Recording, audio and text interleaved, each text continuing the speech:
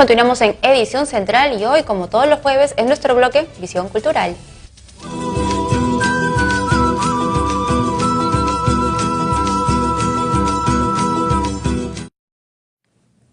Y hoy estamos con un invitado especial. Es periodista, pero también es escritor y aficionado al deporte, sobre todo al deporte rey. Estamos hablando del fútbol y nos va a hablar acerca de su libro, Pisa Pie Derecho. Aquí está. Un gusto tenerte, Víctor Liza, con nosotros. Víctor, un gusto tenerte acá. ¿Qué tal, Carla? Un gusto poder estar aquí en tu programa. A ver, un libro interesante que no debe faltarle a nadie, sobre todo para acompañar en estos trayectos largos, ya sea en combi, en el metropolitano, en cualquier otra empresa de transportes. Cuéntame, ¿cómo así te inspiraste? Bueno, comencé a recordar algunas experiencias que yo había tenido viajando en combi, como muchos, por ejemplo, cuando uno va a la universidad, cuando uno va al trabajo, va a visitar, no sé, a un familiar, algún amigo. Y en el transporte público pasan muchas cosas, no solamente por el tráfico, por todas las cosas que se ven, sino por el tema de lo que pasa dentro de las unidades de transporte, ¿no? Tipo, por ejemplo, en las coasters, en las combis, en los buses, ¿no? Entonces la gente, vive muchas situaciones dentro de esas unidades de transporte. Entonces, lo que sucede ahí son muchas cosas que a mí me pueden haber pasado, o también a otras personas que yo puedo haber visto que me han contado. Entonces, eso lo he tratado de tratar en el libro. Exacto, exacto. Y parece que en realidad el personaje central es Matías. Matías se repite en varios de estos cuentos, ¿no? Y Matías parece en algún momento ser tú, porque tiene una afición, o en partes de los cuentos se habla mucho de fútbol. Y es tu pasión. A ti te encanta el fútbol y tú te has descrito como un futbolista frustrado, ¿no? Por no tener tal vez ese dominio de balón. Sí, bueno, Matías tiene algunas cosas mías, posiblemente entre ellas el gusto por el fútbol, pero también es un personaje que tiene diversos matices, ¿no? En los cuales yo he podido reunir un poco de lo mío, pero también de otras personas que yo he podido ver que le han pasado cosas en la combi, que es generalmente la persona que está buscando cómo llegar lo más rápido posible a su destino. Claro, en realidad, ¿a quién no le ha pasado lo que narra Matías, ¿no? ¿Quién no se ha quedado dormido, tal vez en un viaje, y de pronto ha despertado y muchos paraderos lejos de su paradero, el destino en realidad? O también a quién no le ha pasado que un bebé termina derramando su bebida, ¿no?, sobre uno. Sí, son cosas que pasan cotidianamente. Exacto.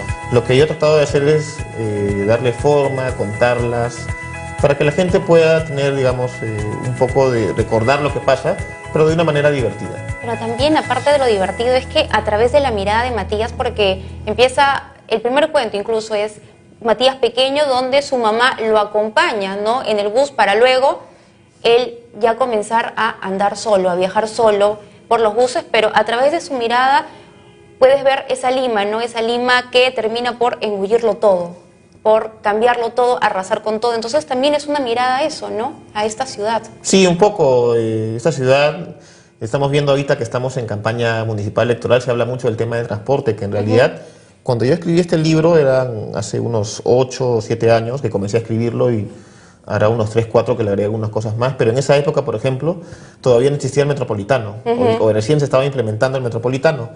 Entonces sí, cuenta un poco del caos que se vive fuera de la combi, pero también dentro, porque también es otro mundo, ¿no? Exacto. Y tampoco parece haber cambiado mucho en el tema de estos dos personajes, ¿no? El amigo del volante y el enemigo público. Que si bien es cierto, tú has tratado de alejarlo de los estereotipos y tratar de mantenerte fiel a lo como son realmente, porque cuando uno los lee, y no quiero adelantar porque me gustaría que la gente de verdad lo lea porque es muy entretenido y ustedes se van a sentir además identificados, es que estos personajes es el mismo con el que te topas, ¿no?, al subir a un bus, es tal cual.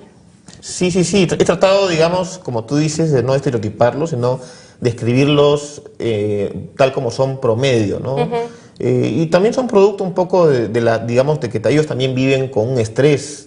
No solamente es el pasajero, sino el cobrador, el chofer, tiene que cumplir ciertas cosas, dentro de la combi, de alguien que les alquila la combi o la coaster para poder llegar a su destino, ¿no? Sí, entonces es bueno, a mí la verdad que me gusta, porque yo cuando lo leo te siento a ti, ¿no? Te escucho hablar a ti. Y eso es bonito porque es muy íntimo el libro, en realidad, ¿no? Tú me dices que lo has creado o lo has empezado a escribir hace más o menos 8 años atrás, ¿cierto? Sí, más o menos, no sé, 2010, 2011. Yo creé un blog. Empezó como un blog. Empezó como un blog y comencé a escribir ahí algunos relatos. Y en ese momento funcionaron, tenían lectoría. Después lo dejé, más o menos en el 2014 lo tomé y agregué otros cuentos. Y después, el año pasado, revisé todo y dije, hay que hacer un libro, pues no hay que publicarlo. Claro. Y seleccioné los que a mi criterio eran, digamos, los mejores, ¿no? ¿Pensaste primero en la opción de cuentos o tal vez fue primero novela? No, cuentos, de frente cuentos. Creo que la novela es un trabajo más de largo plazo. En ese momento, incluso hasta ahora, cuando escribo, son cosas que se me ocurren, entonces yo comienzo a escribirlas y las tengo ahí guardadas, ¿no? De hecho, este libro así ha sido, no se publicaba a diario, escribía una semana por decir y podían pasar 2 o 3 semanas y volvía a escribir y así, ¿no? Era un poco ese el ritmo, ¿no? Claro. Si bien es cierto, se le pregunta mucho a los escritores qué libro están escribiendo actualmente, ¿no? Como un escritor no parar en algún momento, pero voy a reiterar en esa pregunta. ¿Estás ahora pensando o estás tal vez escribiendo un nuevo libro? Tengo un libro casi listo. Después de esto que terminé, lo consideré ya cerrado y después siempre estaba con la cabeza de publicarlo.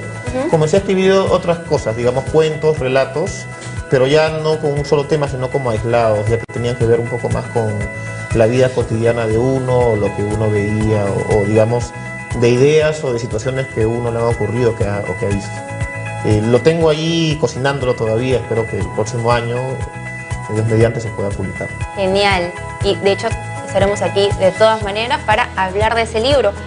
También sé de tu pasión por la historia. A lo mejor has pensado también escribir algo sobre ello. Posiblemente, sí, también me gusta mucho la historia, leer sobre todo la historia del Perú. Últimamente también me gusta leer mucho sobre la historia, no sé, de los países latinoamericanos, y cuando uno lee la historia comprende mucho las situaciones que se ven en la actualidad, ¿no? Porque la historia es cíclica. Así es, la historia es cíclica y se repite, ¿no? Vemos ahora, por ejemplo, lo que está pasando con este tema de la xenofobia, del machismo, del racismo, que son cosas que se han vivido, por ejemplo, en los periodos de entreguerra, ¿no? Exacto. Y que otra vez se está volviendo a darse, ¿no? Exacto. Parece que no terminamos de evolucionar, sino llegamos hasta un nivel y luego retrocedemos nuevamente y comenzamos así. Sí, es cíclico y, bueno, depende mucho de los procesos políticos y sociales, ¿no? Cambiar un poco. Sí, en algún momento me gustaría escribir algo más histórico, ¿no? Por ahora todavía no lo tengo ni en proyecto, pero sí en la cabeza a veces las ideas dan vueltas, ¿no? ¿Tú a quiénes tienes como referente? Sé que te gusta Bryce. ¿Empezaste con Bryce? Empecé con Bryce, sí. De hecho, tengo un blog donde escribí un poco cómo comencé yo con la lectura.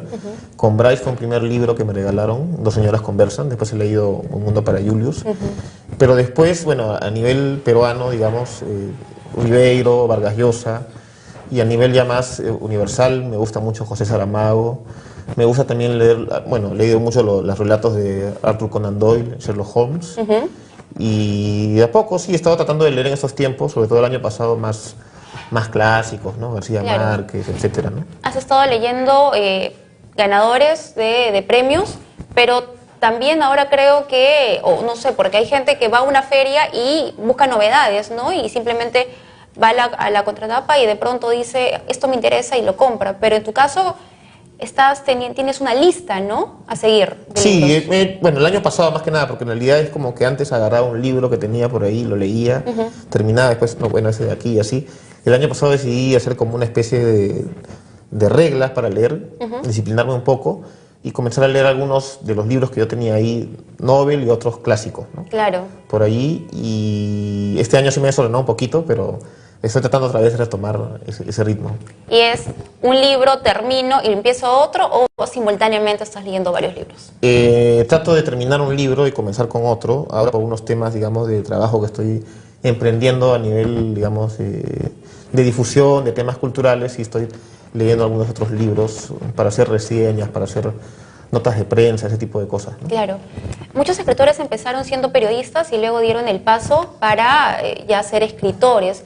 En tu caso, parece cumplirse esa norma, ¿no? Has sido periodista, continúa haciendo periodismo porque, bueno, periodismo es una pasión, ¿no? Eso no se deja, ¿no? Eso siempre está con uno, pero lo estás alternando con la escritura. Sí, Gabriel García Márquez decía que un periodista nunca deja de serlo. Finalmente, por más que no estés trabajando de repente en un medio de comunicación, nunca pierdes el olfato, la mirada, el ver dónde está la pepa, como decimos popularmente. Pero sí, en paralelo nació esta vocación que en realidad, si tú me preguntas, cuando yo tenía, pues no sé, 15, 16 años y iba a terminar el colegio, no pensaba en ser escritor, de verdad. Recién ya, digamos, en esta etapa de la vida, ya a partir de los 30, ha surgido esta vocación, porque creo que los seres humanos no tenemos la vocación definida siempre. En mi caso, he encontrado muchas vocaciones que han aparecido después y esta es una de ellas. Claro, sí, efectivamente, ¿no? Y es en realidad lo que dices, porque tú siempre tenías la idea de escribir, pero eso ocurrió de forma tardía, ¿no? No es que desde pequeño ya lo hayas decidido, ¿no? Y lo bueno, que a diferencia de algunas personas que no se animan a dar ese paso, porque yo alguna vez escuché al fundador de Etiqueta Negra, Julio Villanueva, que decía que había que escribir algo, pero que te gustara. No importaba si a los demás les gusta o no, a ti te tiene que gustar. Entonces, eso es lo bonito, que uno esté contento con lo que uno hace.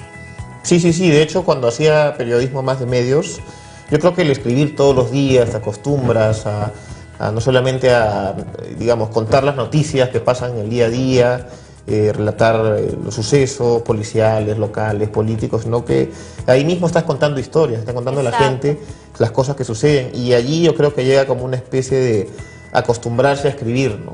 Y después, obviamente, por las lecturas y por el ver el día a día, al menos a mí, que a veces mi cabeza vuela demasiado por dentro, se me ocurren ideas, y creo que eso ayuda mucho para desarrollar lo que es el escribir, ¿no? Claro, ¿cuál es tu técnica? Sería bueno también para que la gente, los jóvenes que también nos están viendo, o los no tan jóvenes que quieren empezar a darle riendas sueltas a esa imaginación que ya tienen y no saben cómo pasarla al papel. ¿La tuya cómo es? ¿Se te ocurre una idea y automáticamente lo escribes? ¿O lo grabas a lo mejor en una grabadora? ¿Cómo haces? A veces, en la mayoría de los casos, se me ocurre algo y se me comienza a cocinar acá, y a veces pueden pasar días. Pueden pasar días y de pronto escribo, y lo que trato de hacer, y no me considero un experto ni especialista, pero sí diría que si uno tiene algo en la cabeza y ya lo tiene claro, escribirlo como esté, ¿no? No pretender hacerlo perfecto en el momento, sino después que lo has escrito, revísalo y otra vez así hasta que creas, digamos, que ya está más o menos pulido.